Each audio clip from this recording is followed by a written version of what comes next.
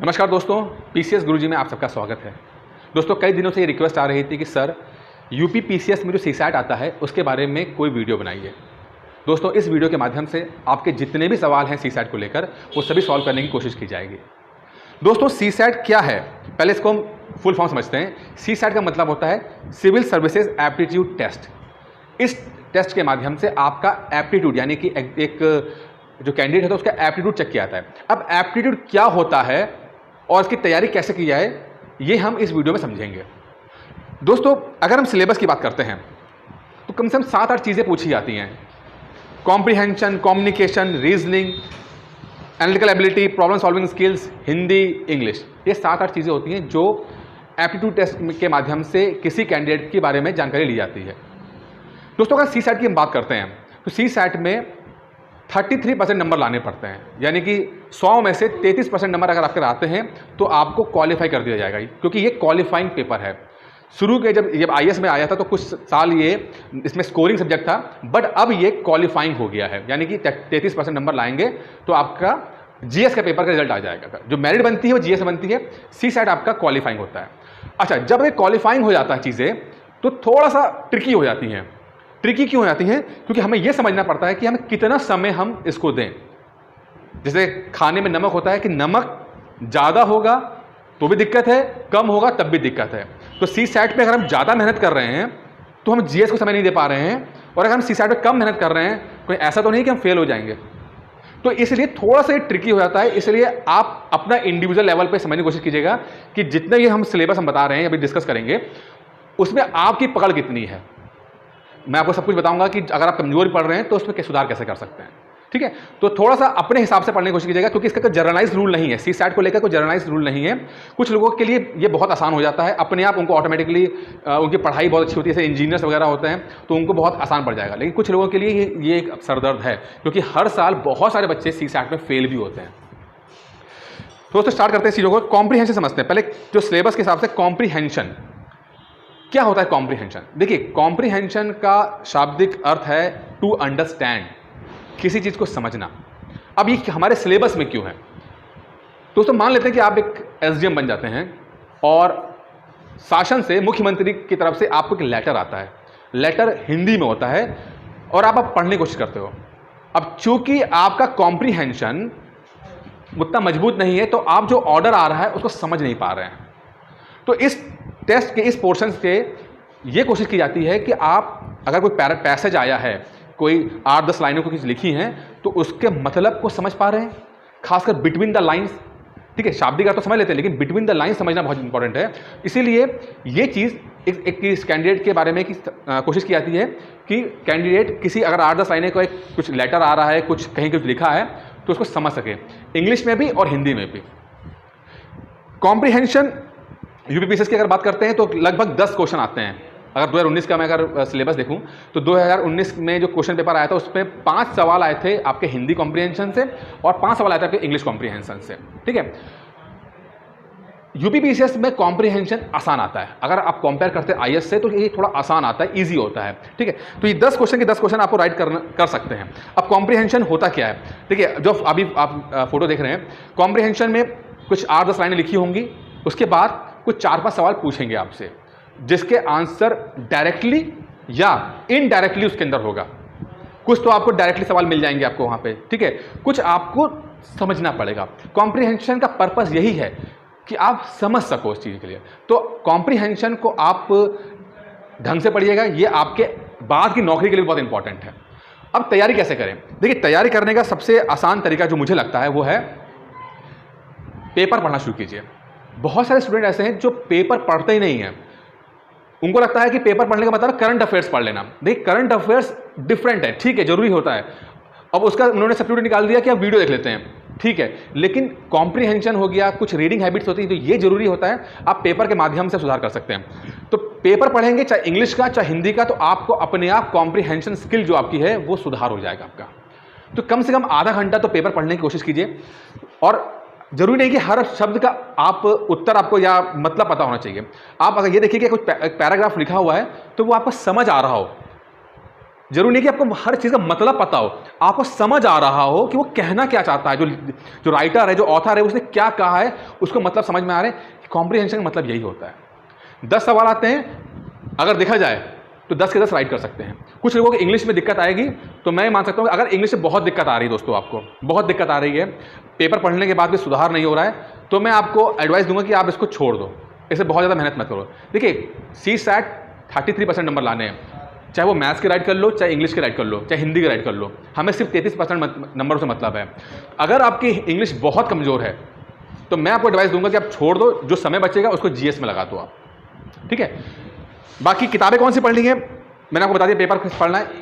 किताबें देखिए वैसे मार्केट में CSAT को लेकर कोई बहुत स्टैंडर्ड बुक्स नहीं है।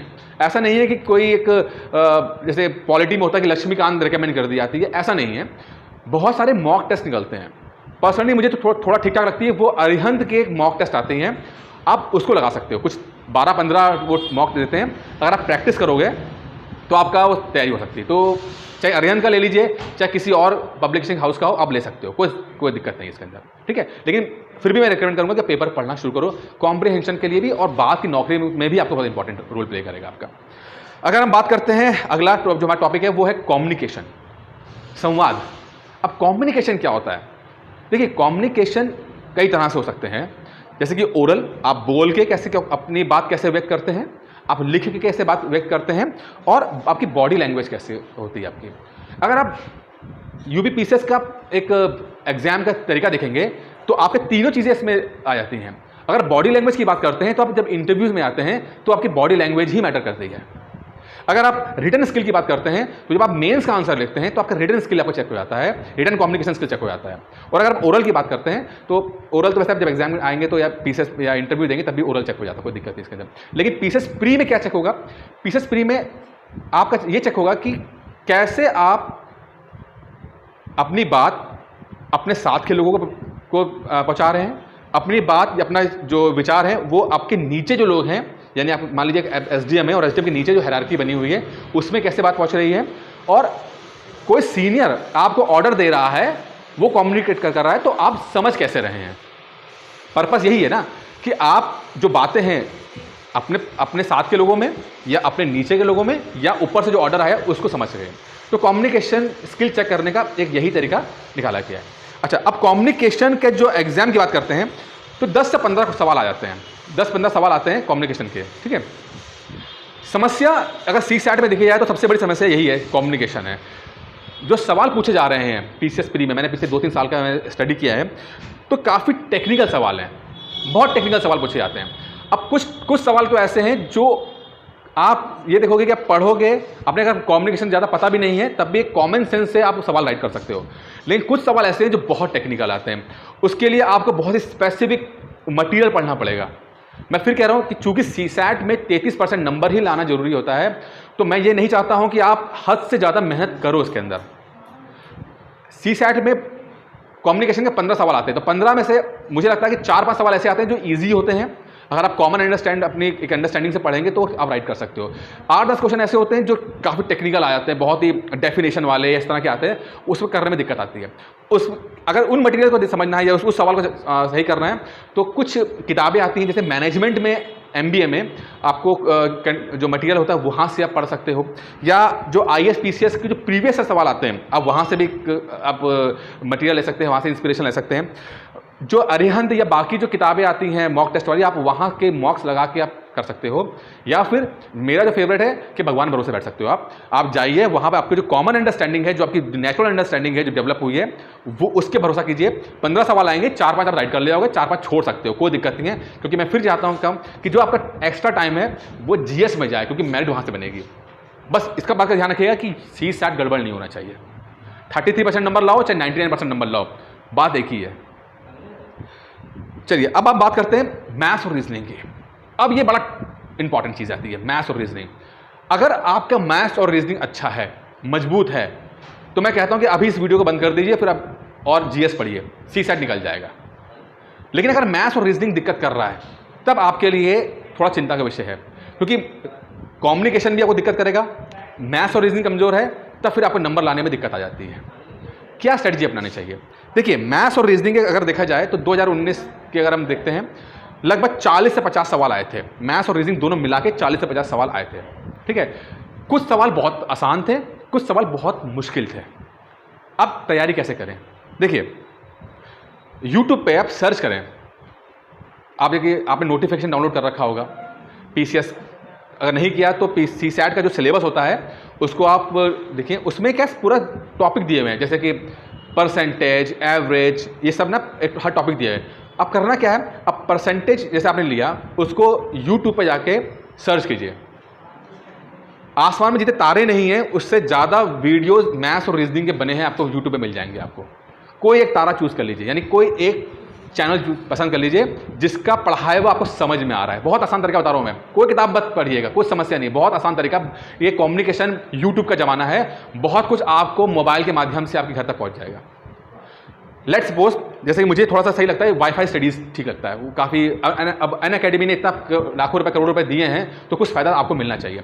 अनअकैडमी का जो वाईफाई स्टडीज़ है, मैथ्स बहुत सारे वीडियोज़ बनाए हुए हैं। आप जैसे लेट्स सपोज आपने परसेंटेज डाला, वीडियोज़ आ गए, आप उस वीडियो से थोड़ा सा बेसिक कॉन्सेप्ट क्लियर कर लीजिए, वो क्या बोल रहा है, क्या शॉर्ट ट्रिक्स होती हैं, जो भी है वो समझ लीजिए इसको आप। ठीक है, समझने के बाद आप करना क्या है, कुछ आप प्रीवियस ईयर पेपर लगाइए। अब प्रीवियस ईयर कौन सा लगाएंगे आप यहाँ पे, ये समझने वाला है। 2017 तक यूपी पीसीएस का पुराना पैटर्न था, जो मेंस होता था वो ऑब्जेक्टिव हुआ करता था, वहाँ जीएस के 2 पेपर हुआ करते थे और पेपर 2 में मैथ्स और रीजनिंग आया करती थी। लगभग 60 सवाल आया करते थे मैथ्स और रीजनिंग के। मेंस में पेपर 2 में 60 सवाल आते थे मैथ्स और रीजनिंग के। दोस्तों, अगर आप ये जो शिल्पी किताब है, जो प्रीवियस ईयर पेपर मैथ्स की, ये भी शिल्पी की आती है, पुराने और भी मिल सकती है। अब प्रॉब्लम क्या है कि थोड़ा सा भी पैटर्न चेंज हो गया है, तो किताबें अवेलेबल होंगी या नहीं होंगी थोड़ा देखना पड़ेगा। लेकिन अगर सॉल्व नहीं मिल रहा है तो अनसॉल्व निकालने की कोशिश कीजिएगा। 2017 तक जो सवाल आए हुए हैं पीसीएस मेंस में, आप वो सब सवाल लगा लो। आप अगर आप सवाल लगा लोगे, आपने यूट्यूब से कॉन्सेप्ट समझा और ये प्रीवियस ईयर पेपर क्वेश्चन लगा लिए, क्लियर हो जाएगा आपका। क्योंकि जो मुझे फील हुआ है, यूपी पीसीएस में जो मेंस के सवालों से ज़्यादा और डिफरेंट बहुत कुछ नहीं आ रहा है। 70, 80, 90% चीज़ें वो लोग वही भेज रहे हैं जो मेंस में पूछा करते थे। तो आपका सीसैट में ये चीज़ बहुत हेल्प करेगा आपको। और अगर मैथ्स मजबूत है आपकी तो कोई दिक्कत की बात ही नहीं है। ठीक है, तो आपने यूट्यूब से वीडियोस देखा, कॉन्सेप्ट समझा और प्रीवियस ईयर पेपर जो पीसीएस के हुआ करते थे उससे आपने एक टेस्ट लगा के प्रैक्टिस कर लिया आपने। साथ में अरिहंत की जो किताबें हैं, मॉक टेस्ट है, या अरिहंत की है या कोई और भी किताब आपको पसंद हो, आप उसके मॉक टेस्ट दे सकते हैं, कर सकते हैं उसके अंदर। ठीक है, लेकिन मैथ्स और रीजनिंग बड़ी इंपॉर्टेंट आती है आपको। देखिए, मैथ्स और रीजनिंग का क्या कहानी है कि अगर 50 क्वेश्चन आ रहे हैं तो मुझे लगता है कि 25-30 सवाल ऐसे होते हैं जो आसान है, खासकर रीजनिंग में देखता हूँ मैं 25-30 क्वेश्चन आसान है, कुछ क्वेश्चन मैथ्स के थोड़ा मुश्किल होता है। आप टारगेट करो वो 50 में 30 क्वेश्चन के बाद, अगर आपने टारगेट किया 30 सवाल राइट कर लिए, निकल गया आपका सीसैट। ठीक है, चलिए आगे देखते हैं। इंग्लिश और हिंदी। अब इंग्लिश और हिंदी, अब इससे पहले समझा दोगे कि जो मैथ्स और रीजनिंग होती क्यों है। देखिए, मैथ्स और रीजनिंग इसलिए चेक की जाती है कि लेट्स सपोज आपने पीसीएस क्रैक किया और आप एसडीएम बन गए या नायब तहसीलदार बन गए, रेवेन्यू की बात कर रहा हूँ मैं। ठीक है, वहाँ पर आपको ज़मीन के बारे में पता करना है, ज़मीन को नापना तोलना है, और आपकी बेसिक मैथ्स ही मजबूत नहीं होगी तो क्या नापोगे आप। इसलिए बेसिक मैथ समझी आती है कि आप गुणा भाग कर सको, परसेंटेज निकाल सको, कुछ अगर एरिया निकालना हो तो वो निकाल सको। इसीलिए मैथ वहाँ पर सीसैट में दी जा रही है कि आपकी बेसिक अंडरस्टैंडिंग चेक हो सके कि एसडीएम तो बन गए बट साहब आपको एरिया निकालना नहीं आता, आपको ये नहीं पता कि रेक्टेंगल और स्क्वायर में फ़र्क क्या है। ठीक है, तो ये बेसिक अंडरस्टैंडिंग हो जा रही है। अब भैया ऑफिसर बन रहे हो आप, बहुत कुछ आप पे डिपेंड करेगा। बात करते हैं इंग्लिश और मैथ्स की, सॉरी इंग्लिश और हिंदी की। देखिए, 2 लैंग्वेज के सवाल आते हैं, इंग्लिश के सवाल कम आते हैं। अगर मैं देखूँ कि इंग्लिश के सवाल लगभग 5 से 7 सवाल आते हैं और हिंदी के लगभग 20 के आसपास आते हैं। ठीक है, लैंग्वेज इंपॉर्टेंट है। वैसे यूपी में ऑफिसर्स जो होता है या यूपी के जो सरकारी काम है वो हिंदी में होता है, तो इसीलिए हिंदी के सवाल ज़्यादा पूछे जा रहे हैं, क्योंकि आपको वो जितना भी आपका कम्युनिकेशन होगा वो हिंदी के माध्यम से होगा। बट आप तो ऑफिसर हो ना, अगर मान लो कोई ऐसा आईएएस आ जाते हैं जो इंग्लिश में बात करते हैं, तो कम से कम आप रिप्लाई कर सको, इंग्लिश को समझ सको, थोड़ा बहुत अगर कुछ लेटर लिखा हुआ आ जाए तो आप समझ सको। तो यही उम्मीद सीसैट के माध्यम से की जाती है कि थोड़ा बहुत आप समझ सको। इसमें वो जो आपका कॉम्प्रीहेंशन है वो वही ज़्यादा मैटर करता है।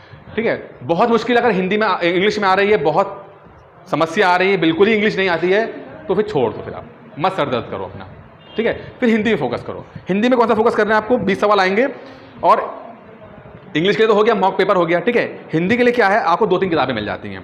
पहली किताब मिलती है आपको, जैसे एक हरदेव बहारी की किताब आती है हिंदी के ऊपर, वो बहुत अच्छी किताब है। प्रॉब्लम क्या है, ज़रूरत से ज़्यादा है, मतलब बहुत अच्छी किताब है, बहुत ज़्यादा कंटेंट है, मटेरियल है, ठीक है। हरदेव बहारी किताब अमूमन जो पीसीएस का मेंस का पेपर हिंदी का होता है उसके ग्रामर के लिए पढ़ी जाती है, हरदेव बहारी, ठीक है।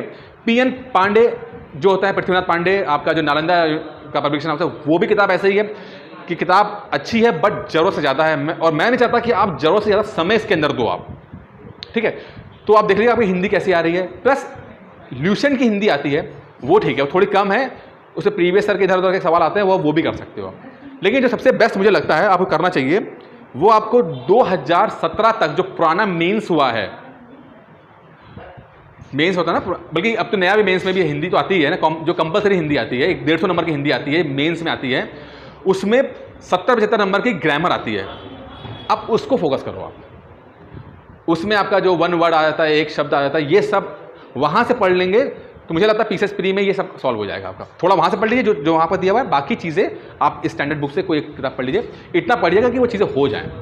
मैं बहुत ज़्यादा ऐसा नहीं कि हर सवाल राइट करने में बैठ गए, आपको समय बहुत इंपॉर्टेंट है, आपको जीएस पे जाना, कोई जीएस में मेरिट बनेगी आपको, ठीक है।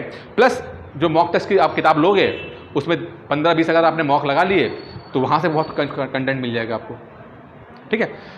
अच्छा, अब हम बात करते हैं प्रॉब्लम सॉल्विंग स्किल। ये क्या चीज़ होती है? देखिए, आप ऑफिसर क्यों बन रहे हो, सरकार क्यों चाहती है आपको ऑफिसर बनाए, क्यों आपको 50-60 हज़ार रुपये सैलरी दे रही है, क्यों आपको गाड़ी देगी, 4-5 आपको लोग देंगे आपको काम करने के लिए, क्यों देगी? क्योंकि वो चाहते हैं कि आप समस्याओं का समाधान कर सको, प्रॉब्लम सॉल्व कर सको। आप बहुत इंटेलिजेंट हो, इससे कोई मतलब नहीं है कमीशन को या सरकार को, आप प्रॉब्लम सॉल्व कर पा रहे हो, ये मैटर करता है। आप एसडीएम हो और दंगे हो गए तो आप कंट्रोल कर पा रहे हो कि नहीं कर पा रहे हो, ये मैटर करता है। आपने पीएचडी कर रखी है, बहुत बड़े ज्ञानी हैं, कोई मैटर नहीं है, दंगे कंट्रोल नहीं कर पा रहे तो कोई मतलब नहीं है। तो प्रॉब्लम सॉल्विंग एटीट्यूड होना चाहिए। अब प्रॉब्लम सॉल्विंग एटीट्यूड के लिए जो सीसैट है पूछा आता है खासकर, बाकी तो बहुत कुछ है इसमें, मैं इंटरव्यू तक मैं बात कर सकता हूँ, लेकिन अगर सीसैट की बात करते हैं तो आपको एक केस स्टडी दे देंगे, आपको कुछ एक केस बता देंगे, उसमें बोलेंगे कि इसमें क्या हो सकता है। चीज़ें आसान आती हैं सीसैट में, इस पोर्शन में प्रॉब्लम सॉल्विंग वाले में चीज़ें बेसिक होती हैं। अगर आप कोई बहुत ही हाई फाई चीज़ें नहीं सोच रहे हो, कोई आपका एक अलग ही एक लेवल पे नहीं जा रहे हो, तो आप सॉल्व कर ले जाओगे। तो प्रॉब्लम सॉल्विंग जो सवाल आएंगे वो बेसिकली आसान है, स्कोरिंग सब्जेक्ट होते हैं, कर ले जाओगे। लेकिन आप अपना एटीट्यूड वैसा रखिए कि समस्याओं को गहराई तक समझने की समझ होनी चाहिए आपको। ये आपको सीसैट में तो हेल्प करेगा, बाकी में भी बहुत हेल्प करेगा, इंटरव्यू में जाओगे, क्योंकि इंटरव्यू सवाल पूछ सकता है आपसे, ठीक है। तो प्रॉब्लम सॉल्विंग एटीट्यूड बहुत मैटर करता है इसके अंदर। बाकी दोस्तों इस वीडियो में इतना ही था। मैंने सीसैट के ऊपर जितना भी मैं बोल सकता था मैंने बता दिया आपको। जो मैंने डिस्कस किया है, मुझे लगता है कि सीसैट अगर आप तैयारी इस तरह से करेंगे तो बहुत आपको हेल्प मिल जाएगी। बाकी एक ऑनलाइन कोर्स हम आपको प्रोवाइड करते हैं यूपी पीसीएस के लिए, 2020 के प्री के लिए तैयारी कराई, 2021 के लिए भी कराया जा रहा है। इसमें आपको वीडियोस मिलते हैं, जितना भी सिलेबस होगा उसके वीडियोस मिलेंगे, साथ में पीडीएफ मिलती है, टेस्ट होते हैं, वीडियो कॉन्फ्रेंसिंग टेस्ट होता है, हर चीज़ आपको यहाँ से दी जाती है। मटेरियल देने की जिम्मेदारी भी हमारी होती है, मटेरियल को याद करने की जिम्मेदारी भी हमारी होती है। फीस बहुत नॉमिनल है, मात्र 9 से 99 रुपये पर मंथ की फीस होती है। आप 8317040152 पे कॉल करके इस कोर्स की जानकारी ले सकते हैं। धन्यवाद दोस्तों।